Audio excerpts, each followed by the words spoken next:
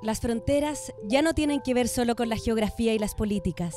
La sociedad, la cultura y las emociones también son protagonistas cuando hablamos de estos límites. La convivencia humana se pone a prueba cuando el territorio deja de ser de un solo pueblo. Migrar ya no tiene que ver solo con temas económicos y una estabilidad laboral. Buscamos en términos simples ser felices. ¿Cómo estamos afrontando este gran desafío?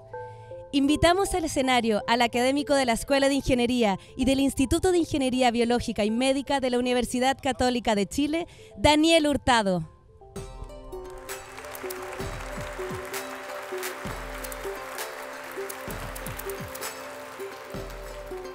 Gracias. Cuando tenía 15 años, mi abuela sufrió un grave accidente cerebrovascular que la tuvo al borde de la muerte. Fue tanta la impotencia que sentí en ese minuto que no podía ayudarla, que me prometí a mí mismo que estudiaría medicina para así poder ayudar a personas como mi abuela a superar sus enfermedades. Pero a los 18 años, mi pasión por los números y los computadores era tan grande y tan fuerte que en un acto de honestidad decidí estudiar ingeniería y no medicina, no sin un grado de remordimiento. Hoy, varios años después, bueno, décadas en realidad, hay dos grandes noticias que se desprenden de esta historia que yo quería compartir con ustedes hoy día. La primera es que mi abuela sobrevivió a su accidente cerebrovascular. Hoy tiene 94 años y está más viva que nunca. Y la segunda es que gracias a la ingeniería y a través de las matemáticas y la computación he podido dedicar mi vida a desarrollar ciencia y tecnología para poder ayudar a personas a superar sus enfermedades, cumpliendo de alguna manera así esa promesa que me hice hace mucho tiempo. Algo que siempre me ha sorprendido durante todos estos años dedicado a la ingeniería biomédica es que las matemáticas juegan un rol fundamental en la medicina, en el día a día, un rol que es mucho más importante del que nosotros realmente estamos al tanto. Y para demostrárselos, déjenme hacer con ustedes un pequeño experimento. Por favor, levanten la mano en esta sala, ¿cuántas personas se han realizado un escáner? Es decir, se han metido a esta máquina que está acá y han tomado una tomografía de rayos X como la que vemos en pantalla. ¿Cuántos? Perfecto, muchos que hay aquí. Excelente. Bueno, déjenme contarles que solamente en Estados Unidos se realizan 70 millones de estos exámenes al año. Y son exámenes que son fundamentales para los médicos para poder diagnosticar y tratar también enfermedades graves respiratorias como el enfisema pulmonar o la fibrosis pulmonar y también cáncer al pulmón.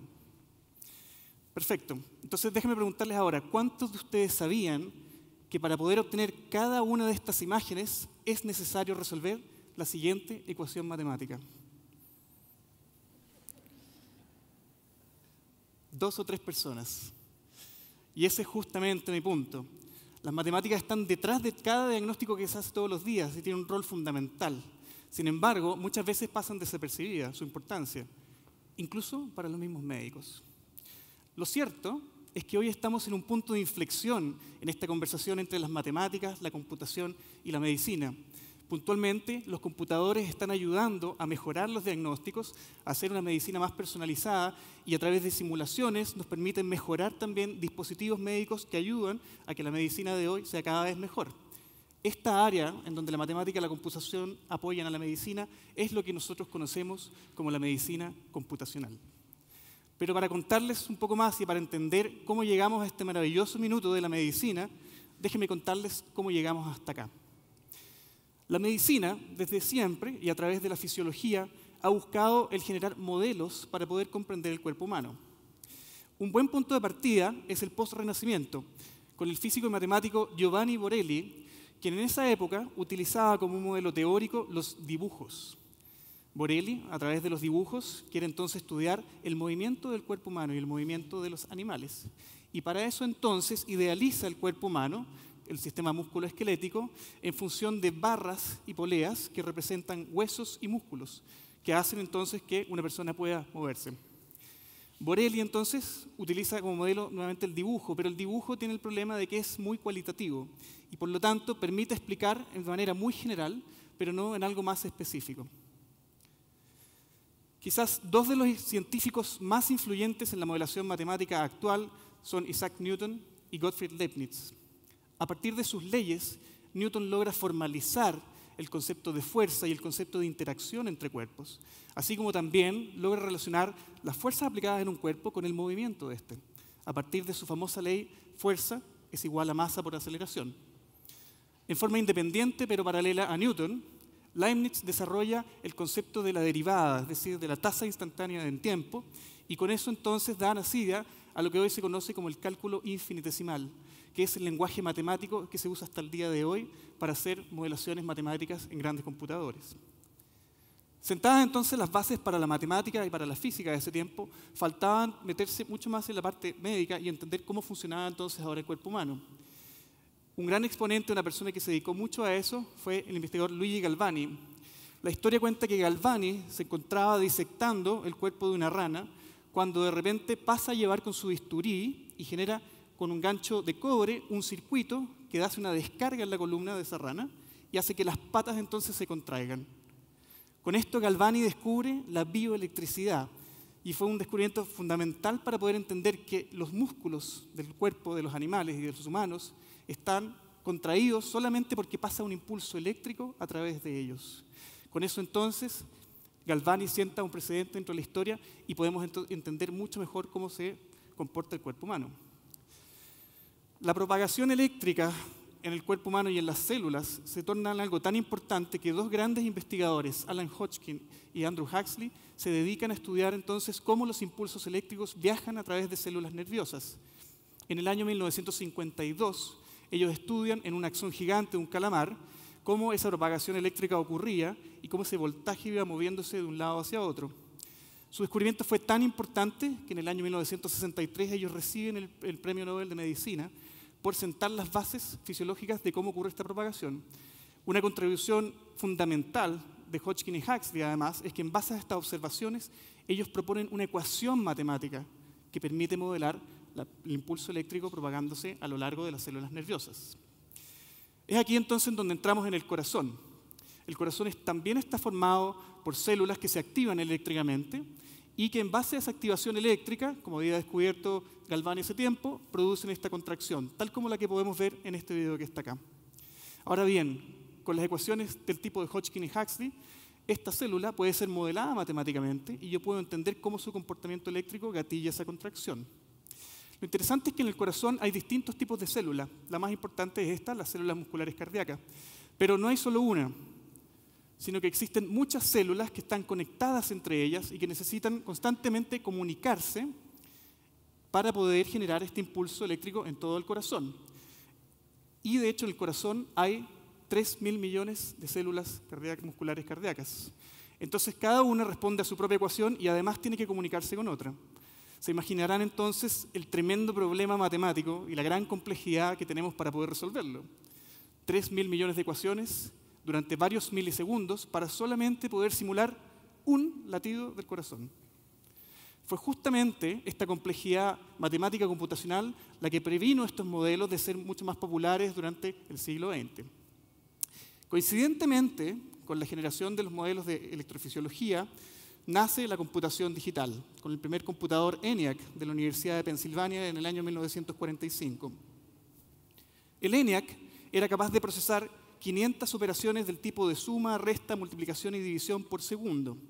Sin embargo, con esa capacidad computacional no era suficiente para resolver las billones de ecuaciones que acabamos de ver que son necesarias para poder modelar un corazón.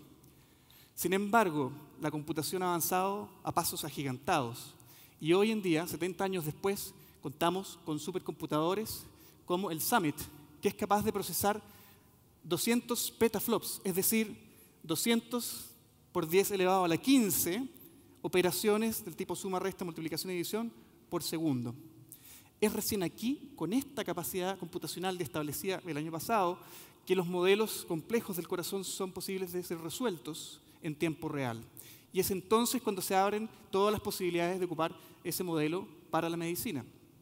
Déjenme mostrarles a continuación un ejemplo de este tipo de modelaciones que fue realizado en Chile, puntualmente desde mi laboratorio y en colaboración con la Universidad de California en San Francisco. Los modelos computacionales del corazón parten entonces por conocer la geometría interna del cuerpo humano, lo cual se recupera desde una imagen médica como las que acabamos de ver inicialmente.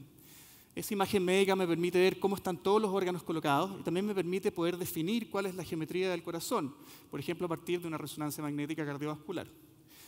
Una vez que nosotros podemos reconstruir entonces la geometría del corazón con sus cámaras, donde están sus músculos y todo lo demás, nosotros discretizamos esto y representamos esas células con esos pequeños triángulos que ven ustedes en pantalla, en donde hay un grupo de células que están actuando y entre ellas se comunican a raíz de tener todos estos triángulos conectados entre ellos. Es justamente entonces esta representación la que vamos a ocupar de ahora en adelante para mostrar qué más podemos hacer con este tipo de modelos que hasta aquí son solamente geométricos. El corazón está activado por una serie de ondas eléctricas que se propagan en sus paredes y que van de manera muy suave contrayendo las paredes del corazón. Lo que ustedes ven en las zonas blancas son justamente células que se activan eléctricamente y que contraen entonces el músculo cardíaco. Y lo que ven en rojo son células que entran dentro del reposo.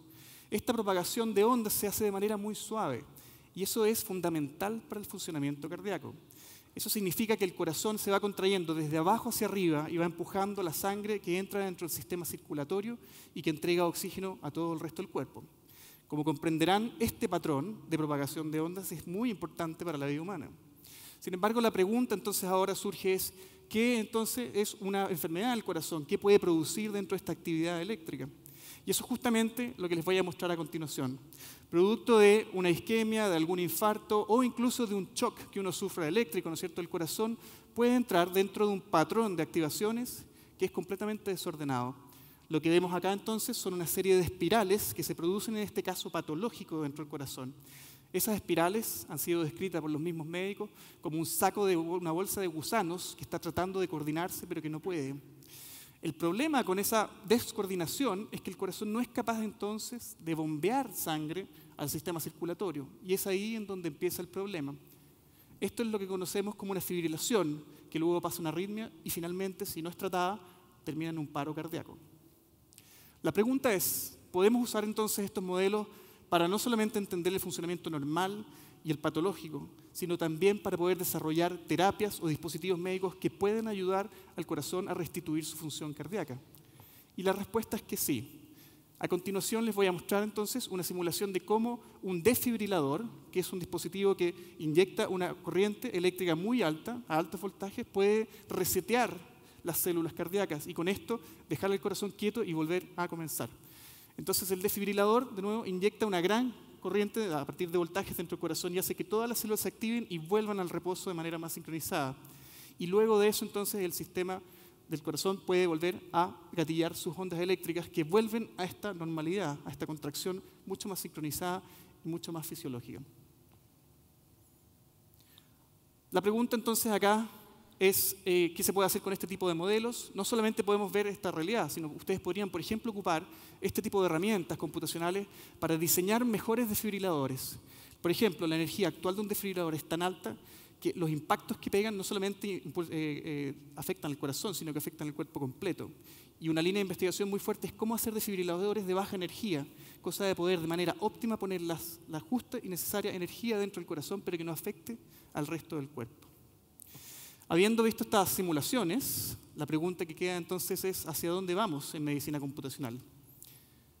Como buen científico soy muy contrario a la especulación barata y fácil, pero algo que sí les puedo decir es que la comunidad hoy en día está avanzando hacia tener un modelo del cuerpo humano completo, no solamente del corazón. Esto trae tremendos desafíos, que significa modelar matemáticamente el sistema cardiovascular, el sistema respiratorio, el sistema nervioso y poder ver cómo esos sistemas interactúan entre ellos, para lo cual todavía hace falta mucho desarrollo científico. Así también, cuando tengamos esos modelos, nos va a tomar mucho tiempo llegar con computadores a poder resolver todos estos sistemas matemáticos que conversan entre ellos y poder tener este tipo de simulaciones. La gran promesa es que si tenemos un modelo del cuerpo humano completo, solo ahí podremos entender entonces cómo una enfermedad, por ejemplo el corazón, puede afectar a todo nuestro cuerpo. Y con ese modelo también poder mejorar las terapias, hacerlas más personalizadas para que sean más efectivas para una persona en particular y poder mejorar así la salud humana. Antes de terminar, quería agradecerles a todos por la presencia. Quería también agradecer a mi familia y particularmente a mi grupo de investigación que están ahí. Son todos jóvenes chilenos y latinoamericanos que generan ciencia de primer nivel. Y quería también pedirles que por favor sigamos apoyando la ciencia en Chile. Nosotros desde Chile podemos hacer ciencia a nivel internacional para todo el mundo. Muchas gracias.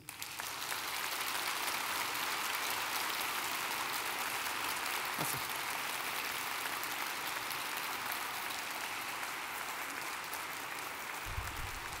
Muchas gracias, Daniel, por ser parte de este congreso. Invitamos al escenario a Brian Farrell, profesor de Biología de Organismos y Evolutiva y curador de Entomología en el Museo de Zoología Comparada de la Universidad de Harvard. Farrell es una autoridad en la coevolución entre insectos y plantas. ¡Bienvenido!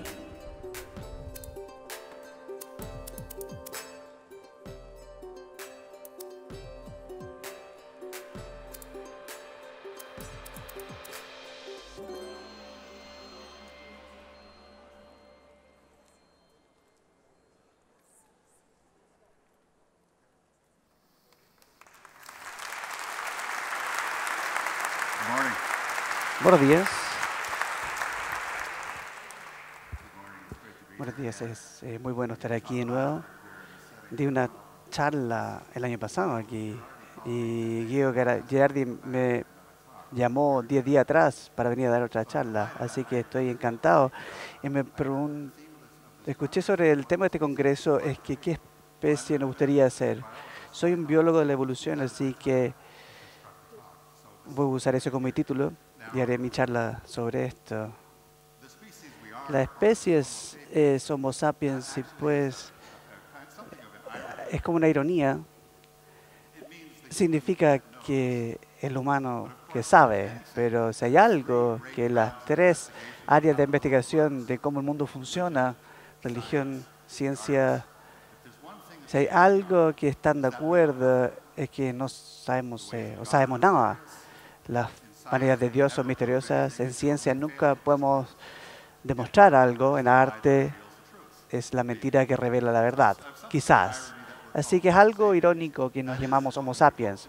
Eso es lo que quisiéramos ser algún día, como el humano que sabe. Una cosa que algo que sí sabemos que estamos reformulando el planeta. Los científicos lo llaman, que están pidiendo un nuevo nombre para esta era.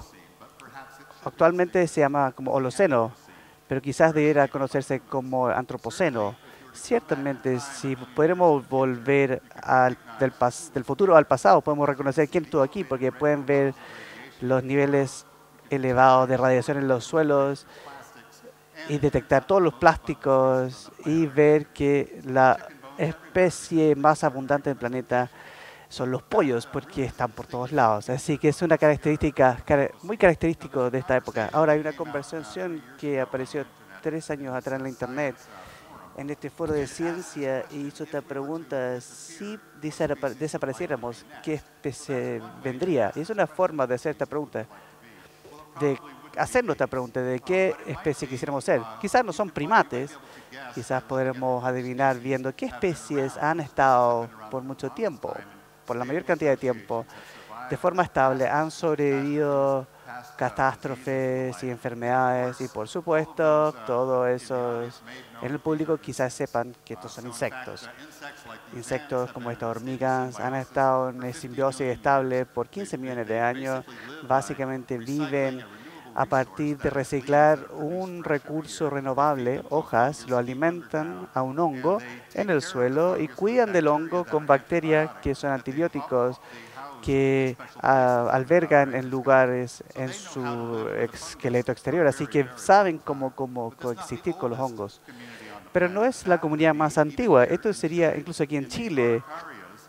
Las araucarias son los insectos más antiguos que han estado establecidos de forma estable con plantas por 200 millones de años. Y esto es un paper que publiqué 20 años atrás. Y estos son algunos fósiles de esos insectos mismos. Tenemos estos insectos en la época jurásica y después en ámbar 46 millones de años atrás y hoy, viéndose casi igual, alimentándose de las mismas cosas. Increíble, una simbiosis estable que ha existido hasta hoy, porque no dañan los árboles, solo toman una porción pequeña de sus semillas. Ahora, ¿qué especies nos gustaría ser como Homo sapiens? ¿Qué tenemos que aprender para ser Homo sapiens? Hay grandes tradiciones en el mundo para explicar de qué tenemos que saber para sobrevivir, y esos tienen sus orígenes en, por supuesto, en la filosofía oriental hay solo dos cosas que necesitan saber. Uno es cómo vivir con el mundo y el otro es cómo vivir con otros. ¿Cierto? Es muy sencillo. Así que esto es básicamente las dos partes, el yin-yang de esta ecuación. Cómo vivir con otros en una sociedad pacífica y cómo vivir con el planeta de forma sustentable. Una observación que se hizo por Ed Wilson algunos años atrás, y eso es que nosotros somos una especie social. Inusual, porque la mayoría de las especies no son sociales, pero las especies sociales, termitas, hormigas y humanos, tienen un impacto desproporcionado en el planeta. Usamos mayor fracción de los recursos. La razón de que podemos hacer eso es porque cooperamos. Así que una observación es que somos especies sociales y evolucionamos, por lo tanto, para trabajar en conjunto. Así que, ¿cómo hemos evolucionado? Bueno, hemos estado viviendo juntos por millones de años. Tenemos 1.000.000 de años de experiencia, créanlo o no, dependiendo en lo que ustedes se refieren a humano, pero ciertamente hay Homo habilis, el humano que utilizaba herramientas y descubrió cómo usar fuego. Tenemos Homo erectus, que se levantó y se fue de África, y Homo sapiens, nosotros. Hemos estado viviendo por mucho tiempo. Y esos 1.000.000 de años de historia ha dejado huellas en nuestro genoma, de una historia de luchar contra enfermedades, de sanarnos, y esto lo podemos ver por investigaciones modernas de nuestro sistema inmune y nuestro sistema de sanación. Eso refleja una antigua historia. Somos los sobrevivientes, el pequeño porcentaje humano que sobrevivieron durante 1.000.000 de años a través de ensayos con estos embates de la naturaleza. También ha formado nuestra vida para cohesión social, para vivir entre nosotros.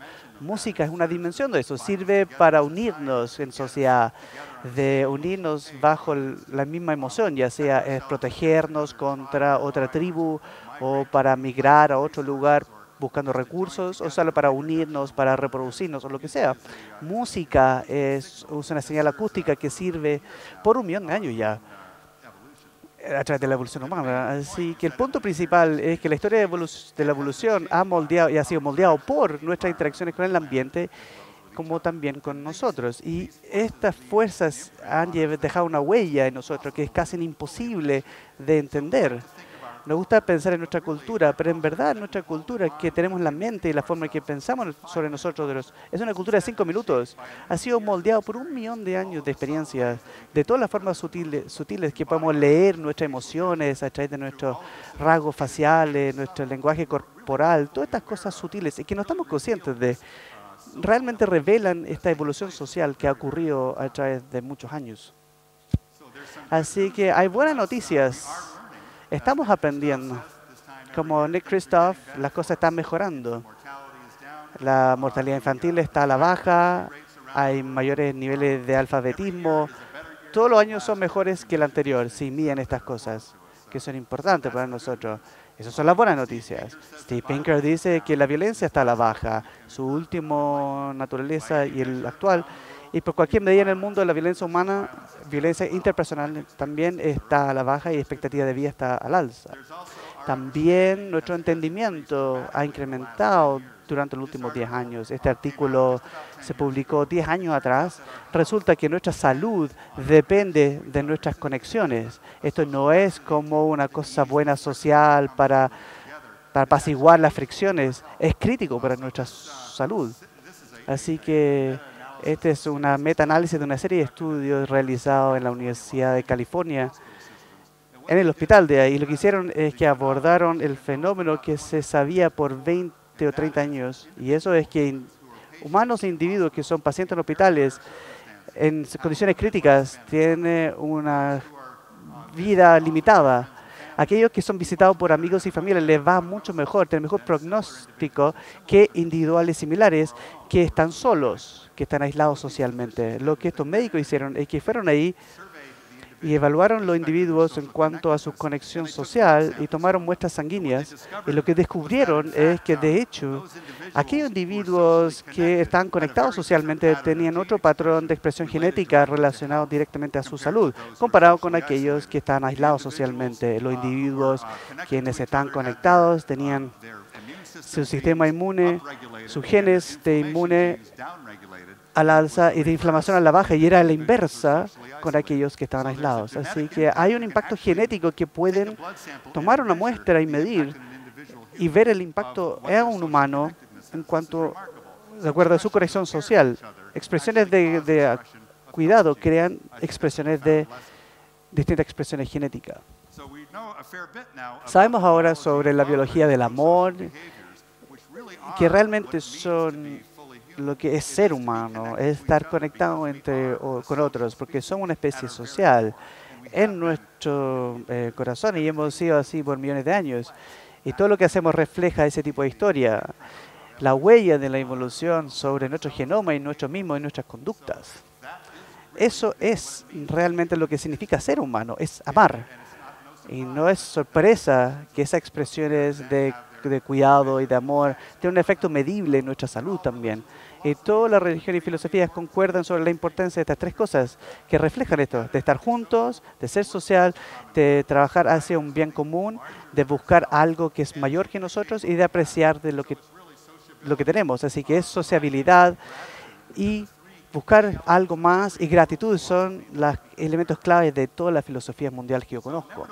Sin embargo, el clima está cambiando y tenemos que saber cómo cuidar para el bien común mayor, que es el planeta donde vivimos. Así que estas son algunas imágenes antes y después, mostrando el efecto del cambio climático. Aquí al lado izquierdo tenemos lugar en un área muy seca aquí en Chile, que una vez tuvo agua y ahora ya no tiene agua. Otro lugar más cerca de los polos, donde la agua estaba en forma de hielo, ahora estas bahías están con agua líquida, así que agua no estaba donde estaba antes. Y ambos lugares, en el futuro, agua va a ser el recurso limitante. Y es una gran razón de por qué cuidar por el bien común mayor del planeta. Tenemos otro enfoque también hacia simbiosis. En este escenario, el año pasado, Dan Lacer, mi colega de Harvard, presentó una charla sobre su trabajo en física para desarrollar una hoja biónica que produce fertilizante y energía de forma muy barata y de una forma muy verde, efecto mínimo sobre el ambiente. Ahora está implementando esa tecnología en México y en India y dice que va a estar interesado en traerlo aquí a Chile, así que debemos continuar esta conversación. Sabemos mucho cómo vivir en simbiosis con el planeta, minimizando nuestro impacto. Otra iniciativa que escuché en Brasil, de un diseño biofílico, esto es construyendo rascacielos a través de materiales reciclados, de madera. Una de las otras cosas que se nos está acabando, aparte de la agua, es la arena. Arena es muy necesario para hacer concreto, para construir edificios, y no es una tecnología muy verde. Este lo es. Utilizamos madera para usarlo como construcción y pueden resistir mejor los temblores y otros efectos de estrés que ocurren en el trópico. Y también son inmunes a diseño biofílico. Esos son diseños que son apetecidos por humanos, ambientes más verdes, y han sido pioneros entonces en utilizar material de madera para construcción, que es otra gran iniciativa para ser simbiótico con el planeta. Así que la naturaleza es más que un recurso, es un hogar. Sabemos acerca de los efectos de contacto directo con la naturaleza. Este es un libro que se publicó de la Oxford Press, mostrando o resumiendo todas las distintas formas en que nuestra salud, nuestro sistema inmune, sus genes, no solo se influyen por el contacto entre nosotros, pero nuestro contacto con la naturaleza también. De hecho, contacto directo con la naturaleza eleva tus genes de sistema inmune, baja el cortisol y niveles de estrés, cambia tus ondas cerebrales y te hace una persona más saludable. Tanto así que esta investigación y su aplicación ha sido realizado en Japón, donde muchas de las corporaciones, los programas de bienestar, implementando esto han bajado sus costos de seguro, porque sus empleados que practican esto, inversión, por ejemplo, en bosques 1 o 2 veces al año, mejores sus condiciones de vida. Pero incluso solo tener una vista con algo verde en un hospital o vivir en un área verde, ya sea en Chile o en otro planeta, tiene el mismo efecto. Así que tengo que enfatizar la importancia del contacto con la naturaleza sobre y su impacto sobre nuestra salud. De cierta forma, es una clínica de salud global gratis. Deberemos encontrar una forma de vivir en simbiosis con estas comunidades globales, comunidades diversas, ya sean humanos o otros seres orgánicos. Son comunidades más fuertes, más productivas y son más estables. Chile tiene algunas de las comunidades más estables, de más larga data en el planeta. Los famosos alerce son los árboles, los segundos árboles más antiguos del mundo, y esos mismos árboles que son coníferos se afectan nuestro sistema inmune. Son los que mejoran nuestro sistema inmune de forma rápida, y tienen una abundancia de estos tipos de árboles aquí, y es un recurso notable. Básicamente, en cuanto al microbioma, todos los grandes animales y plantas del mundo, como el microbioma que cubre nuestro cuerpo, que vive dentro y fuera de nosotros y determina nuestras conductas y nuestra salud también. Juntos, en macro y microbioma, son socios de simbiosis. Así que hay lecciones infinitas de la naturaleza de simbiosis. ¿Qué especie nos gustaría ser? Bueno, Homo sapiens simbióticos. El humano que sabe cómo vivir con otros. Y eso es lo que tengo para decirles. Gracias.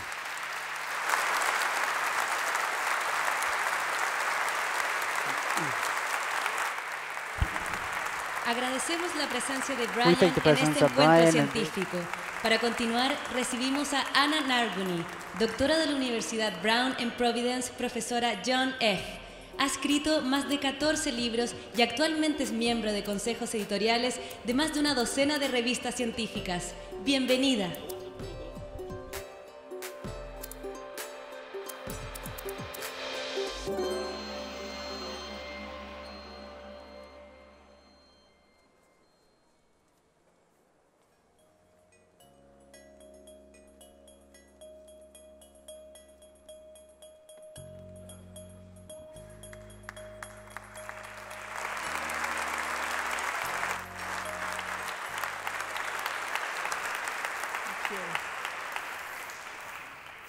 Buenos días, Chile. Good morning, Chile. Buenos días, Chile.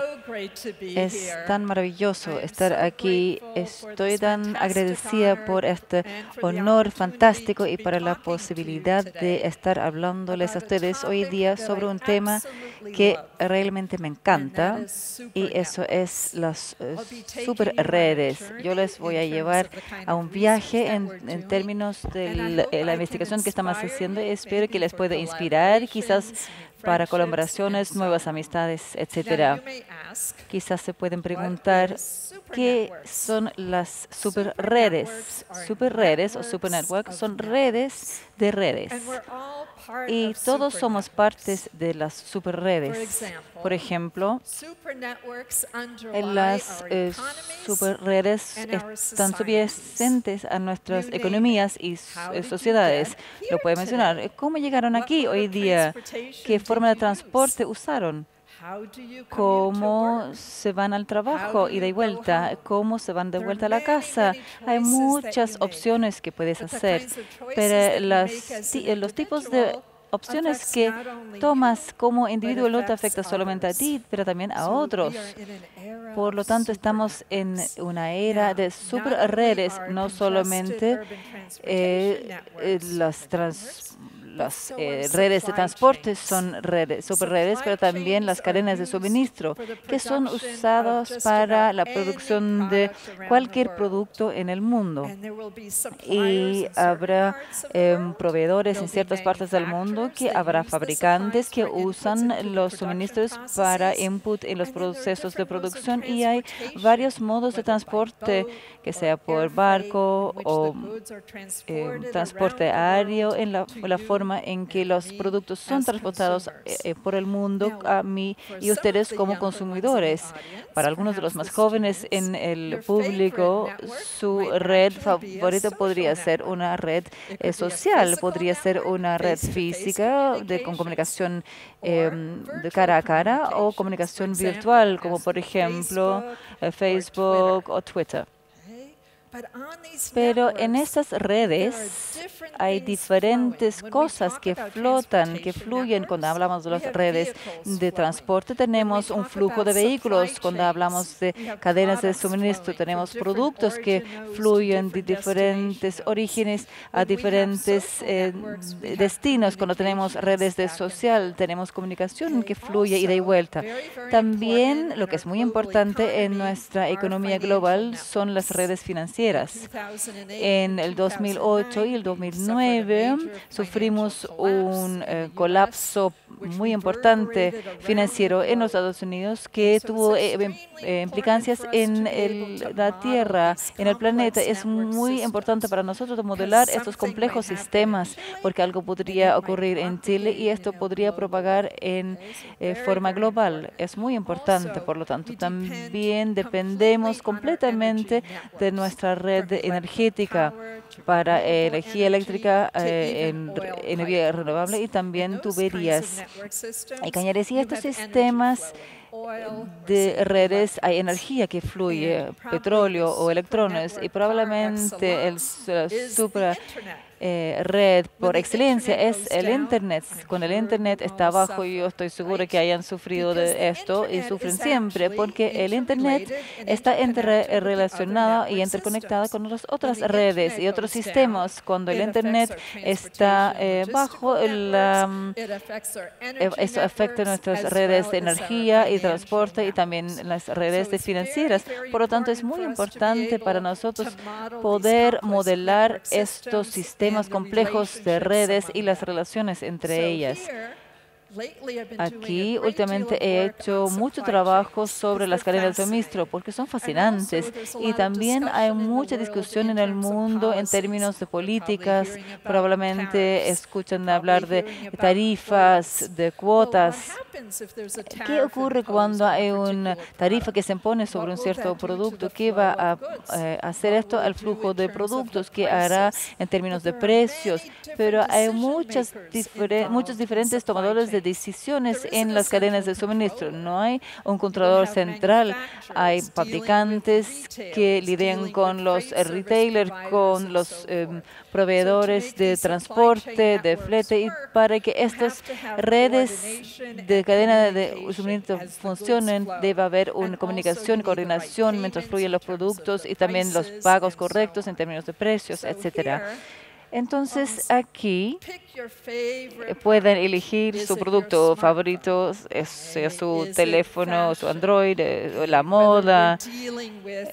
Puede ser, por ejemplo, redes de energía o alimentación. La alimentación también es parte de una cadena de suministro. En realidad, es una cadena de suministro muy fascinante porque se trata de productos perecibles y, por ejemplo, los consumidores en los Estados Unidos reciben siempre productos frescos. Ahora, en invierno, recibimos productos de Chile. Piensen en las diferentes formas de transporte que se usan y cómo se pueden cuidar la alimentación, etcétera. Eso depende claramente de la calidad con la que llega al destino. También cuando se trata de este tipo de sistemas de redes, se debe averiguar cómo optimizar, cuáles son los criterios con los que lidiamos. Y algunos quizás habría que decir, hay que maximizar la eficiencia. Algunos productores quizás quieren maximizar las ganancias. Si estás transportando a una parte importante, parte peligrosa del mundo, quisieras quizás minimizar el riesgo. Pero también es importante darse cuenta que no siempre se trata de la ganancia. También podemos preocuparnos del impacto ambiental y la sustentabilidad, y también hacemos mucho trabajo en términos de cadena de suministro, de desastre y gestión de desastre. Y Chile ha tenido varios registros impresionantes de éxito, por ejemplo, en la respuesta a terremotos y los mineros atrapados, y se les debe felicitar. Y cuando llegamos a la cadena de suministro de desastres, se debe preocupar de agua, medicina, el abrigo, temas de alivio diluvio y la infraestructura podría estar completamente destruida.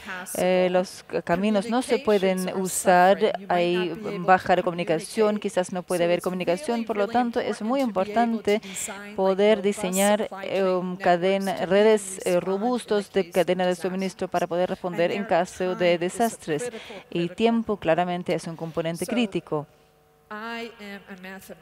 Yo soy matemática aplicada, investigador de operacionales y quiero abstraer estos fenómenos complejos de manera que sean accesibles para más personas. Y yo lo hago a través del prisma de la red. Entonces, yo dibujo modelos de redes. Son imágenes, por ejemplo. Las redes consisten de nódulos y conexiones, pero también me importan los flujos, de dónde vienen los bienes, a dónde van, qué van a hacer a estos vínculos y qué ocurre si un nódulo es destruido, qué ocurre si agregas otro camino o otro puente. Eso quizás podría ayudar a la sociedad o quizás no. Yo voy a compartir con ustedes una paradoja fascinante que enfatiza por qué realmente se debe hacer un modelamiento matemático correspondiente para que no se hagan decisiones incorrectas para la sociedad. Por lo tanto, uso la optimización, también uso la teoría de juego, voy a dibujar Nash, porque en muchos de estos sistemas de red no solamente es una persona que controla todo, hay muchas decisiones, tomadores de decisiones que interactúan y se debe sacar sentido de esto. Algunos quizás podrían ser competidores, otros quizás cooperan o colaboran. ¿Qué tenemos que prescribir? Bueno, entonces aquí tenemos todos estos diferentes tipos de problemas que se pueden visualizar como una red, donde hay diferentes nódulos o círculos que representan puntos de origen, puntos de destino o quizás puntos de transporte. Y en estas conexiones puede haber caminos, puede ser cañerías o puede ser conexiones de telecomunicación. Siempre hay algo que fluye. Ahora, ¿cuáles son estas pasarelas que toman los productos? ¿Cuáles son los caminos que toma la información? Podemos mejorar estos sistemas de redes para que ayudemos a las sociedades y nuestras economías.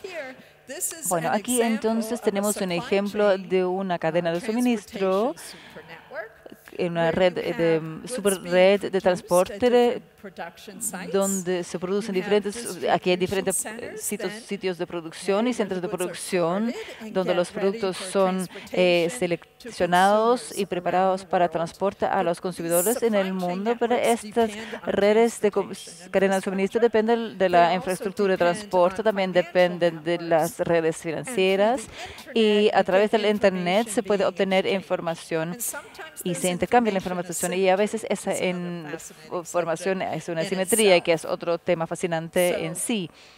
Por lo tanto, lo que aquí vemos no son solamente gráficos, no son nódulos que se conectan a otros, nos importa lo que está ocurriendo en estos sistemas de redes y es muy importante que capturemos el comportamiento de los usuarios de los sistemas de redes.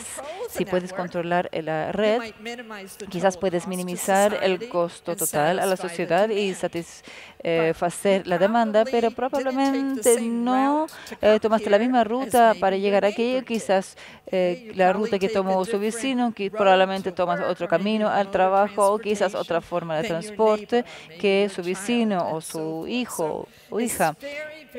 Por lo tanto, es muy importante capturar el comportamiento en las redes. Bueno, nosotros estamos viviendo en un mundo no lineal. Hay congestión en transporte, en la logística, en el Internet y también en muchas de nuestras redes de distribución y generación de electricidad. Por eso es otra razón por qué es importante capturar el comportamiento. Por lo tanto, ahora les voy a presentar, piensen en esto, siempre me gusta recolectar historias de cuál es el peor modo de transporte en el mundo. Probablemente Teherán o India. A mí me encantaba ver bicicletas aquí y también también buses, aparte de los autos privados. Ahora les voy a mostrar una paradoja muy importante, paradoja Bryce, que no ocurre solamente en redes de transporte, sino también en el Internet.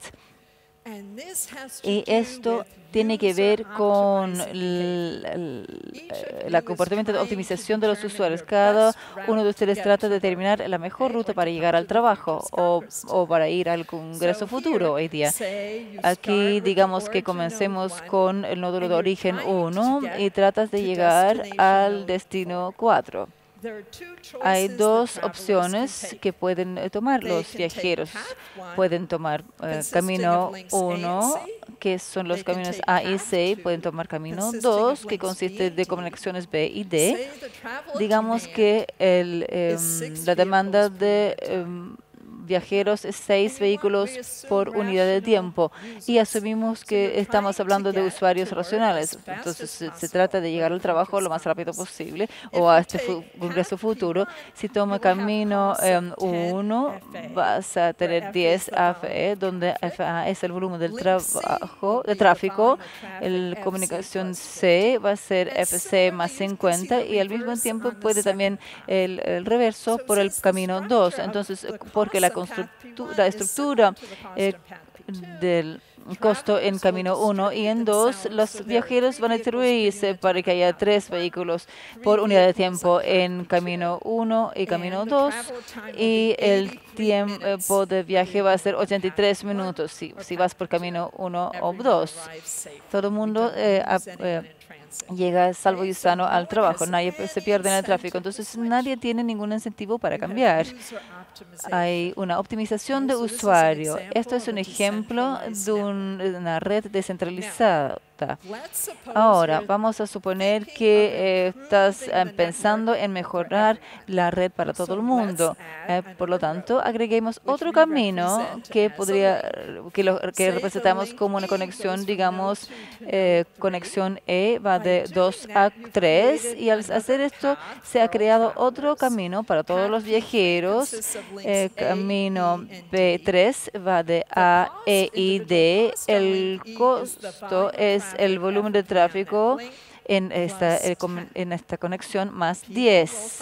Las personas van a averiguar que hay otra ruta alternativa. No hemos cambiado la demanda de viajes, sigue siendo 6 vehículos por unidad de tiempo y las personas van a cambiar si esto tiene sentido hasta que ya no lo pueden hacer mejor.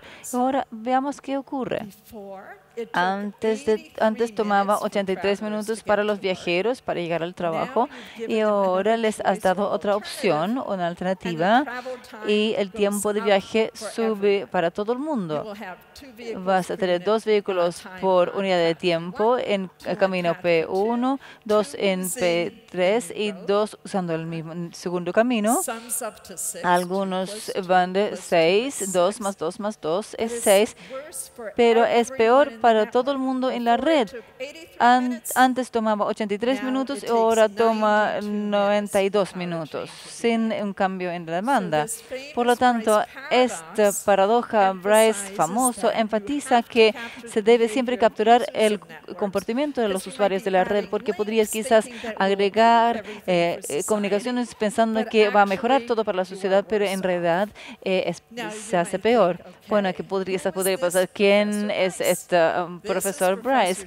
Este es profesor Dietrich Bryce, quien escribió su publicación famoso sobre la palo roja hace muchos años atrás, más de 50 años atrás, en 1968, pero estaba en alemán. Y muchos científicos, incluyendo ingenieros computacionales, científicos computacionales, estaban fascinados con este artículo. Entonces, él llegó a mí y dijo, Ana, tenemos que traducir esto del alemán al inglés. Y en realidad, le llegó la idea del paradoja Bryce cuando estaba en un público como ustedes, escuchando a un orador y pensaba, por enredar, yo voy a cambiar algunas cosas un poco. Y tiene una paradoja paradoja que se denominó como su nombre. Entonces se tradujimos el artículo que apareció en una revista de transporte, y también lo hizo con un estudiante doctorado mío que venía de Austria, Tina Walker-Bringer, que ahora es una profesora muy bien establecida en la Universidad de Viena de Economía y Negocios. Ahora, bueno, cuando hablamos del mundo real, ¿dónde podemos aplicar el paradoja Bryce? ¿Dónde puede ocurrir? Ocurrió en Stuttgart, Alemania, en 1969, donde realmente eliminaron un camino que iba al centro y el tiempo de viaje mejoró para los viajeros. También Earth Day, el Día de la Tierra, en Nueva York, 1990, 42nd Street fue cerrado para el tráfico y el tiempo de viaje mejoró. Uno de los ejemplos famosos es en Seúl, Corea. Había una carretera principal hacia el centro con 6 pistas, siempre estaba congestionada, siempre había mucha contaminación. Eliminaron la conexión y el tiempo de viaje mejoró. Y en realidad el gobierno lo hizo. Bueno, en realidad se debe tomar mucho cuidado cómo se diseñan los sistemas de redes. Si no mejora el comportamiento de los usuarios, pueden ocurrir cosas muy poco usuales. Construir más caminos podría agregar tiempo de trabajo. Por lo tanto, hay que tener cuidado, tiempo de viaje. Ahora, en la ciudad de Nueva York, el alcalde anterior, Bloomberg, hizo algo como una anarquía. Dijo que vamos a convertir parte de Broadway de 42nd Street a 62nd Street en una plaza para peatones. Y ocurrió, al principio a las personas no les gustó mucho. Las sillas que las ponían ahí eran unas sillas de plástico. Y se cambió un poco la topología. Entonces, esta es una entrevista que yo hice para una transmisión pública para la televisión en América, y alguien me entrevistó, y él es el que ganó un juego de un programa televisivo supervisión. Era marzo, hacía mucho frío, pero fue muy entretenido. Entonces, otras redes que comparten, que se comportan de la misma manera para que nuestras redes de Internet, de transporte y de electricidad. Ahora voy a hablar del Internet. ¿Se puede imaginar la vida sin Internet? Ha transformado la forma en que hacemos negocios, la forma en que interactuamos socialmente y cómo buscamos nuestra entretención. En diferentes partes del mundo hay diferentes niveles de penetración. Es interesante ver que ahora tenemos más de la mitad de la población del mundo que tiene acceso a Internet, lo que es fantástico. Ahora, pero que si pudiéramos imaginarnos un completamente nuevo Internet, quizás todos ustedes están muy felices con el Internet que existe. Hace unos años atrás, la Fundación Nacional de Ciencia en los Estados Unidos comenzó con un programa en el que le preguntaron a diferentes investigadores, le pidieron tratar de imaginarse una Internet completamente distinta. ¿Qué tendría, qué aspectos, qué tipo de componentes? Quizás podrían estar muy contentos con el contenido en Internet, pero en realidad estamos buscando lo que está por dentro, la arquitectura del Internet. Entonces, esto me involucró trabajando con ingenieros computacionales y también científicos de informática en un proyecto muy grande. Fuimos uno de los 5 equipos seleccionados en los Estados Unidos para esta arquitectura, el proyecto de arquitectura de Internet del futuro. Ahora, ¿qué podemos prever en términos de un mejor Internet? Ahora no tenemos mucha competencia, no se sabe qué está ocurriendo. Se mandó una imagen o un mensaje, quizás es difícil para ustedes de averiguar cuál es la ruta que toman los mensajes. Hay mucha capacidad de acceso en cierta parte de la Internet, mientras en otras partes hay mucha congestión. En los Estados Unidos, típicamente después de 6 de la tarde, muchas personas, como la mitad de las personas, acceden a Netflix y películas, y eso eso tiende a hacer el Internet más lento. Entonces quizás deberíamos tener mejores pasarelas. También entonces no hay ninguna economía dentro de la arquitectura de la red, no hay competencia. Por lo tanto, decimos que necesitamos más competencia, se requiere más innovación. Esa es nuestra prescripción. Y también nos gustaría tener diferentes contratos en términos de proveedores de servicios de redes. No quieres quedarte 2 o 3 años con un proveedor de servicio de red si solamente requieres 5 minutos o 1 hora. También queremos una mejor privacidad, reducción de impacto ambiental y muy importante también tener transparencia. ¿Qué ocurre con los mensajes? ¿Cómo se rutean los mensajes? Por lo tanto, queremos incentivizar en diferentes alternativas. Queremos también que los consumidores sean innovadores y las personas deben votar con su billetera. Si les gusta el servicio y de su proveedor de servicio, eso podría ocurrir mediante las publicaciones, etcétera. Que pensamos que es muy importante saber lo que está ocurriendo, innovar. Y unas nuevas relaciones económicas completamente nuevas van a ser posibles y podrías estar en tu cafetería favorita en Santiago y simplemente quieres pagar quizás media hora de servicio para leer tu revista favorita. Eso también va a ser posible. Yo creo que es muy bueno. Bueno, podrían decir, bueno, en verdad estamos felices con el Internet tal como está porque necesitamos nuevos diseños arquitectónicos. A mí en realidad no me importa. Bueno, hace unos meses atrás había un nuevo libro, se publicó un nuevo libro por MIT Press por uno de los desarrolladores del Internet, el Dr. David Flock. En el libro, David Clark, que dice diseñar el Internet, él habla de cuando se diseñaron el Internet, no les importaba mucho la seguridad de la red, la privacidad no era un tema, realmente les importaba la comunicación. Por lo tanto, en el libro, él subraya nuestra investigación. Y eso lo encuentro obviamente muy complementario. Cuando tratas de empujar un poco las fronteras, buscar los límites, cuando se une un equipo en una red científica, entonces cuando te reconoce a alguien que estaba ahí en los 1960. Eso es muy gratificante. Bueno, cuando lidiamos con este tipo de modelos, también hacemos abstracciones matemáticas que nos permiten hacer muchos análisis de sensibilidad. Nos importa la competencia de calidad, contenido, competencia de calidad en términos de también la provisión de la red y la capa de transporte.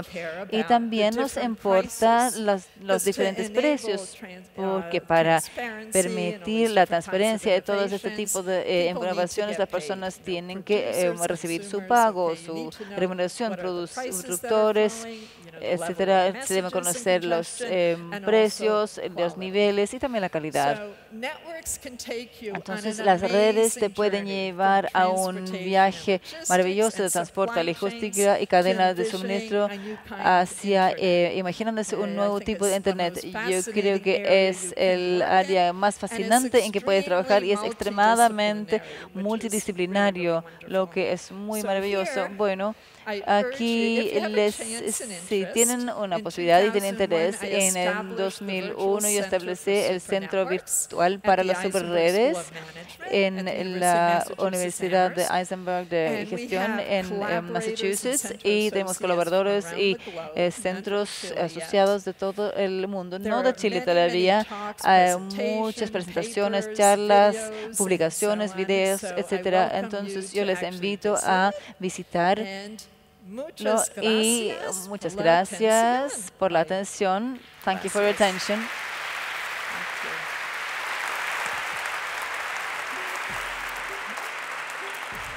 Muchas gracias, Ana, por ser parte de Congreso Futuro.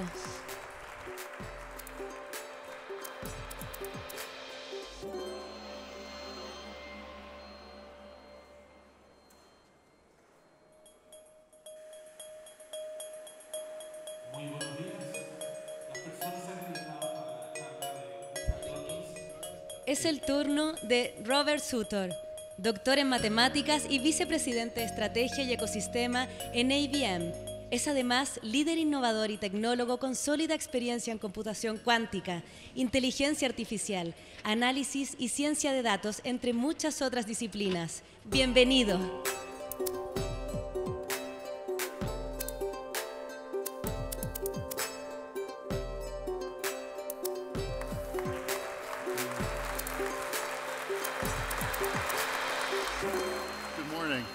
Buenos días.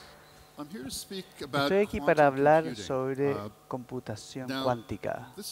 Esto es otro tipo de computadores. Si piensan en su smartphone, su notebook, los servidores en la nube, esos son lo que llamamos computadores clásicos, que los hace sonar un poco antiguos, y de hecho esa tecnología data de 70 años ya.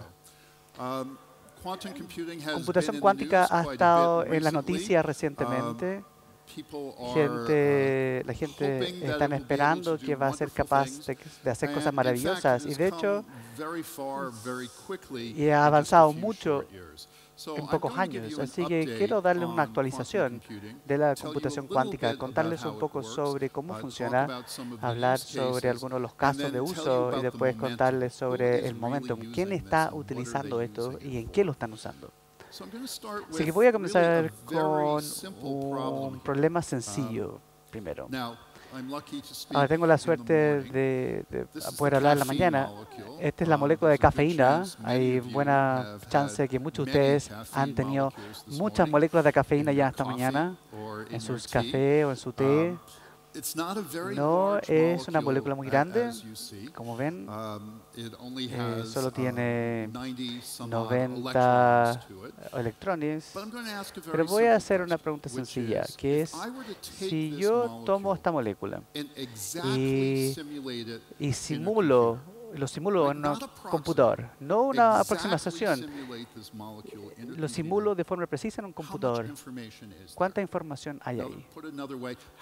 En otras palabras, ¿cuántas bases de datos tendrías que tener para tener toda la información que tú necesitas en un computador para hacer como de que tuvieras una molécula real y después hacerlo interoperar con otras cosas, tal como interactúa con tu cerebro para hacerte despertar en las mañanas? Bueno, la información puede sorprenderte. No es un megabyte o una gigabyte o un terabyte. La cantidad de información solo para almacenar la información sobre la energía, la configuración energética, es 10 a la 48 de bits. 10 elevado a 48 es 1 con 48 ceros después de eso. ¿Qué tan grande es ese número? Bueno, científicos han estimado que el número de átomos en la Tierra está entre 10 al 49 o 10 elevado a la 50. Así que el número de ceros y unos que necesitan para representar solo una molécula de cafeína. Recuerden, tiene miles de ustedes de seguro ahora, pero solo una molécula, y en un momento puede ser tanto como 10% del número de átomos en todo nuestro planeta. No tenemos almacenaje de ese tamaño. Su smartphone nunca va a tener la capacidad de un décimo del tamaño del planeta. Así que, ¿cuál es la esperanza para hacer cosas interesantes con otras moléculas? Por ejemplo, para descubrir nuevas drogas. Esas son las moléculas que queremos simular en un computador. Queremos computar nuevas drogas, no solo descubrirlas. Queremos ver cómo interactúan con tu cuerpo. Queremos drogas exactas que hagan exactamente lo que tengan que hacer para ayudarles con alguna enfermedad o otro tipo de trastorno, y no tener obviamente muchos efectos secundarios. Así que si no podemos hacer esto con computadores clásicos, y nunca vamos a ser capaces de mantener toda esta información en un computador clásico, Eso es todo. ¿Estamos listos? Hemos estado muy mal criados, ¿cierto? En la última década, cosas como la ley de Morse. Nosotros esperamos que los procesadores sean más y más rápidos, esperamos más memoria, más ancho de banda, más almacenaje, más memoria. Pero aquí les digo que esta pequeña molécula nunca va a ser representado en uno de nuestros computadores clásicos. ¿Es el fin entonces de los computadores? ¿Debiéramos parar nomás? Bueno, estoy aquí, obviamente voy a hablar sobre otra cosa. Hay computadores cuánticos y es un reemplazo para solo bits, ceros, unos. Y estos se llaman bits cuánticos o qubits. Y hablaremos más de los qubits. Aunque es imposible representar cafeína utilizando bits normales, podemos representar toda esa información utilizando solo 160 qubits. Ahora, los computadores más grandes, el computador cuántico que tiene IBM, es 50 qubits. Y pueden imaginar, por lo tanto, en el futuro, si todo sale bien, vamos a llegar a 160 y espero mucho más allá de eso. Así que estamos en una situación ahora completamente en una situación imposible con computadores clásicos y se ve posible con computadores cuánticos. Ahora, no le he contado cómo pongo la información ahí, pero hay esperanza. Parte de ello es porque computadores cuánticos tienen esta capacidad exponencial. En el caso clásico que data de los 1940, yo necesitaría doblar el número de transistores para doblar el poder de mi procesador, más o menos. Eso es una aproximación. Con un computador cuántico, y lo ven al lado derecho, en lo que está en el círculo es un qubit físico. Todo lo que necesito hacer es agregar solo un qubit para doblar el poder del computador. Ahora, en cuanto a ingeniería y fabricación, no agregamos más qubits. Los qubits conversan entre ellos y es un poco complicado crear esto, que es porque estamos aún en números, en 2 dígitos de la cantidad de qubits, pero estamos aprendiendo más sobre eso. Lo que pasa aquí es que doblamos y doblamos y doblamos y tenemos este efecto exponencial. Ahora, debido a esto, tal como en el ejemplo de cafeína, pueden esperar que puede haber aplicaciones de computación cuántica en química. Y eso es donde la mayoría de la gente está mirando. Y creo que piensen en química de forma muy amplia, como ustedes. Ustedes son químicos, son bioquímicos. Todo que nos rodea. Chile exporta cobre, por ejemplo. ¿Cómo creamos nuevos materiales a partir de cobre? ¿Cómo podemos diseñar en un computador para no tener el ensayo de error de la ciencia con materiales? Así que hay distintos tipos de aplicaciones en química que pueden ser útiles para computación cuántica, para gas y petróleo y energía, para crear nuevos catalizadores, para ser más amigables con el ambiente, de utilizar menos energía mientras hacemos producción a gran escala de muchas de estas cosas como productos a partir de petróleo. El segundo área es inteligencia artificial. Ahora van a escuchar sobre inteligencia artificial a través de la conferencia. Muchas aplicaciones ahí, parte de ellos van hacia los 1930. Pero es un buen ejemplo, sí, de 2 formas en que computación cuántica puede ser aplicado en distintas áreas. Así que la primera parte de esto es decir, bueno, en inteligencia artificial, viene en el fondo, es matemática. Yo soy matemático. Todo ahí hasta el final es matemática. Pero es verdad, podemos hacer nuestra pregunta de decir, ¿podemos utilizar computación cuántica para acelerar los cálculos con lo que hacemos hoy con la inteligencia artificial? Y hay esperanza con eso. Pero incluso más emocionante para mí es decir, porque computación cuántica no es solo un poco distinto de lo clásico. Computación clásica a nivel más bajo de bits y ceros y unos utilizan lógica binaria. Computación cuántica no lo usan. Ellos utilizan operaciones de mecánica cuántica. Y hay propiedades interesantes, temas como superposición y entanglement, interferencia, algoritmos, no son muy distintos de lo cuántico. Hay que verlo de forma distinta. Es como tienen que tener múltiples dimensiones en tu cabeza mientras estás tratando de eliminar las malas soluciones, para que eventualmente vas a llegar a la mejor solución posible. Así que, debido a que es otra forma de ver todo, podemos decir, puedo utilizar entanglement para sacar los patrones de los datos, de lo contrario sería muy caro y muy ineficientes. Y el área final son servicios financieros. Y esto nuevamente es un ejemplo que es un poquito más general.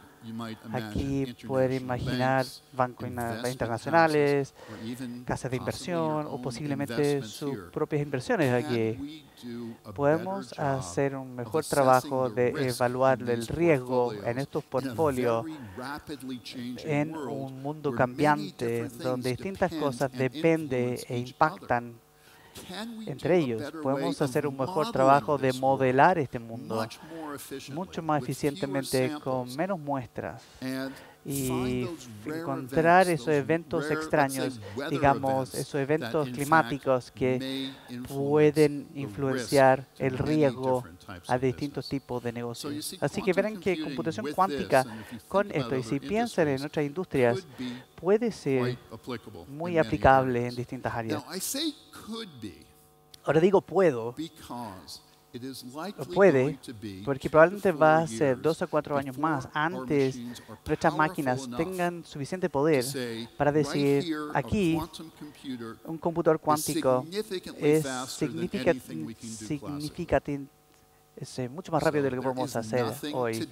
No hay nada hoy, y siendo súper honesto, no hay nada hoy que pueden hacer un computador cuántico que no podría hacer también en un computador clásico.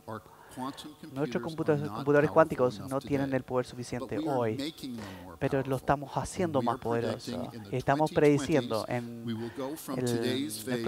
la próxima década vamos a pasar de los días de estar preparados a una fase de tener una ventaja cuántica, donde podemos decir aquí en química, aquí en inteligencia artificial, aquí en finanzas, aquí en seguros, aquí en metalurgia, aquí en crear nuevos materiales. Computación cuántica es 1000 veces más rápido para algunos casos. O nos permite hacer algunas cosas que han sido imposibles. Ahora volvamos a esta idea exponencial. Un qubit, recuerden, nuestra información, nuestra unidad básica puede tener 2 partes de información. Está bien, no es tan impresionante de 1 a 2. 2 qubits pueden tener 4 partes de información. Pero no es 2 más 2, es 2 por 2. Así que con 3 qubits tenemos 8 partes de información. 4 tendríamos 16 unidades, después 32, con 10 tendríamos 1024 partes de información. Con 20 sería el mismo número de 1 millón, como lo piensan en un megabyte. Esto es exponencial, o crecimiento exponencial. Ahora, por lo menos en inglés, en los Estados Unidos, yo les diría que cuando la gente habla sobre crecimiento exponencial, ellos se refieren a algo rápido. Es muy poco preciso esa idea. Crecimiento exponencial implica un exponente. Y esto es el caso. Y este es el doblar. Para que esa máquina de 50 qubits que tenemos ahora, el número de piezas de información que tiene es ese número, que es un cuadrillón de algo. He tratado ya Trato de es un número muy grande y esa es una imagen que ven ahí de un computador real, un computador cuántico. Ahora, digamos que vamos más grande. En el caso de cafeína podemos llegar a 160 qubits. Lleguemos hasta 275, algo que es una posibilidad razonable durante los próximos años. Cuando lleguemos a un computador que tiene 275 qubits, el número de información que va a ser capaz de acceder durante computación es más que el número de átomos en el universo observable. ¿Cómo funciona esto? No sabemos. Esto es la maravilla de la mecánica cuántica. Esto es la naturaleza. Y lo que podemos hacer, podemos usar la naturaleza con computación cuántica sin necesariamente entender a cabalidad si hay múltiples universos y todas estas distintas teorías. Es muy buena lectura de ficción y la gente se ha vuelto un poco espiritual con esto. ¿Qué es lo que está causando todo esto? Es una buena lectura, pero esto es lo que estamos tratando de capturar. Ahora, antes de irnos de los qubits, quiero que ustedes se vayan pensando que solo el qubit cuenta. Hay mucho más que eso. El qubit está organizado en un chip en 2 dimensiones. También en algoritmos cuánticos, el qubits interactúan entre ellos a través de algo llamado entanglement o entrelazado. Y es lo que yo llamo el baile de los qubits. Mientras ustedes están procediendo, se están uniendo entre ellos de distintas formas, probabilidad se usa y los algoritmos es como un gran embudo donde tienen cada cosa posible que pueda suceder y a través de tu procesamiento todas las malas posibilidades se van y después terminan con la respuesta más probable. Tenemos que físicamente construir estos qubits. Así que hay errores. Tratamos de minimizar esos errores. Hay errores entre qubits. Todo tipo de preguntas físicas de qué tan efectivos son estos qubits. Esto se confunde muchas veces en la prensa. Estos se llaman qubits físicos. Los grandes qubits que la gente habla, que duran para siempre, ya esos se llaman qubits lógicos. Hay una diferencia entre ellos y es importante cuando hablamos de cosas como criptografía. Ahora volvamos a la historia antigua de computación cuántica, 2016. Y quiero que vean estas 2 distintas fotos. En el lado izquierdo, 73 años atrás. Este es un computador ENIAC. Vean los cables. Este fue el comienzo de computación clásica. Esto es el tatara abuelo o abuela de tu smartphone, al lado izquierdo.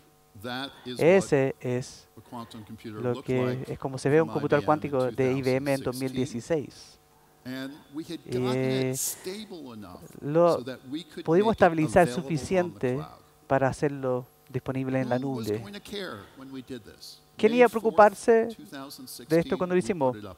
Lo subimos en mayo 14. Desde entonces, más de 100.000 personas han probado computación cuántica. La experiencia IBM Q es gratis. Pueden ir a su casa en la tarde y utilizar un computador cuántico real. Hay un computador de 5.16 de arrastrar y dejar. O sea, el ambiente pueden utilizar computación cuántica de donde sean que estén en el mundo y ha sido utilizado en los 7 continentes. Hubo un científico en la Antártida que lo utilizó y después escribió un libro sobre su experiencia. Así que no hay excusas si quieren utilizar computación cuántica de ir y usarlo. Así que voy a volver para refrescar esto. 2016, 3 años atrás. Bueno, Esto es lo que anunciamos la semana pasada. Las cosas se están evolucionando bastante rápido. Este es el IBM Q System One. Hemos ido de los cables y electrónica y chips y a un sistema de computación cuántica real que puede ser usado en la nube. Creo que concuerdan, es un poco distinto de donde comenzamos y es hermoso también, porque pueden tener excelente tecnología con muy buena forma también.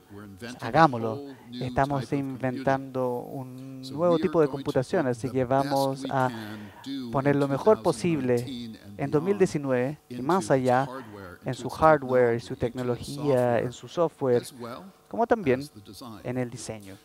Ahora, pensando en esto, tenemos que pensarlo como un sistema completo. Y con esa última imagen que les mostré, tenemos que pensar sobre la criogénica, la electrónica que se usa, el software y cómo conectar con seguridad a la nube. Así que con computación cuántica no nos preocupamos solo de qubits, nos preocupamos de todo.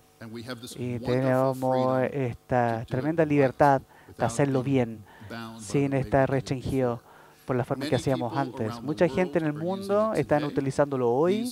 Estos son algunos ejemplos de empresas, universidades que nos han unido en la red IBM Q. En total son 44. Es una gran oportunidad para startups de entrar ahí y comenzar a usarlo. Y creo que van a haber muchos nombres que reconocen. Ahora, quiero terminar pensando en computación cuántica y educación. Hay muchas buenas universidades aquí en Chile. Y les he dicho que la experiencia IBM Q es gratis. Si quieren, pueden unirse a un programa formal, la red Q, pero en la máquina gratis. Más de 130 papers científicos se han escrito con ello. No hay nada que impide investigación avanzada en computación cuántica en Chile o en cualquier otro lugar. Quizás financiamiento para quien está escuchando. Y finalmente, enseñar esto también. Esto va a ser muy importante. Esto es algo que la gente va a necesitar aprender. La mejor ingeniería de software clásico no tiene ningún conocimiento de cómo ser un gran ingeniero de software cuántico. Así que comenzamos a enseñar esto en las universidades. Y no necesitan una clase completa. Si tienen una clase única de arquitectura computacional o matemática aplicada o química, comiencen a insertar lo cuántico y computación cuántica, porque pueden hoy y necesitamos prepararnos, porque si piensan en ello, les dije 3 a 5 años más, es cuando realmente vamos a comenzar a tener esta ventaja cuántica. Y esto es perfecto para alumnos de la universidad, alumnos graduados, y va a permitir a cualquier persona en el mundo de tomar ventaja de esto. Así que hay muchas formas para aprender más sobre esto. Pero eso es todo lo que tengo para hoy. Así que muchas gracias.